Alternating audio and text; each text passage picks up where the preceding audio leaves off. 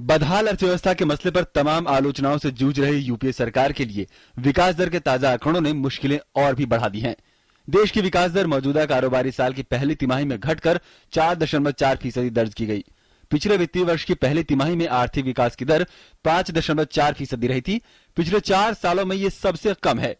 शुक्रवार को जारी सरकारी आंकड़ों के मुताबिक विनिर्माण, खनन और कृषि क्षेत्र में खराब प्रदर्शन रहने के कारण विकास की दर में भारी गिरावट दर्ज की गई है। विनिर्माण क्षेत्र में 1.2% की गिरावट रही और खनन क्षेत्र में 2.8% की गिरावट देखी गई।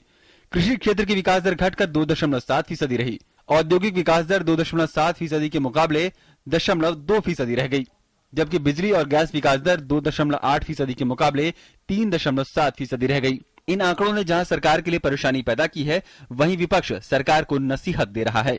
जिस ढंग की इनकी आर्थिक नीतियां हैं, उसमें इसके अलावा और कोई परिणाम नहीं हो सकता। आज जो प्रधानमंत्री जी ने जिस प्रकार के कारण गिनाए, अर्थव्यवस्था में क्या खराबियां हैं, क्या दोष है, उसका परिणाम यही है, क्योंकि उन्हें मालूम ही नहीं है क्या है। कभी कहते हैं विरोधी पार्टियां हमें सहयोग नहीं कर रही, कभी कहते हैं कि अंतर्राष्ट्रीय गड़बड़ हो रही है, उसकी वजह से कुछ नहीं हो रहा।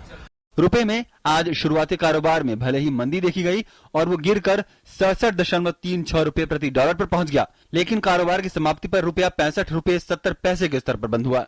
शेयर बाजार में शुक्रवार को कारोबार के दौरान भारी उतार चढ़ाव के बाद मजबूत रुपये की वजह से बाजार 1% से ज्यादा चढ़े। सेंसेक्स 219 अंक की बढ़त के साथ 18,619 और निफ्टी 63 अंक चढ़कर 5,472 पर बंद हुए।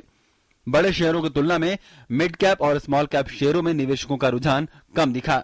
मिड कैप शेयर 0.6% मजबूत हुए। स्मॉल कैप शेयरों में हल्की बढ़त रही। बैंकिंग, आईटी और टेक्नोलॉजी के शेयरों में बढ़त देखी गई। आज भले ही बाजार में तेजी दिखी, लेकिन सोमवार को जब बाजार खुलेगा तो विकास दर के आंकड़ों का असर उस पर पड़ना तय है। देखना यह होगा कि बाजार इन आंकड़ों पर कैसी प्रतिक्रिया देता है। Bureau report, DD news.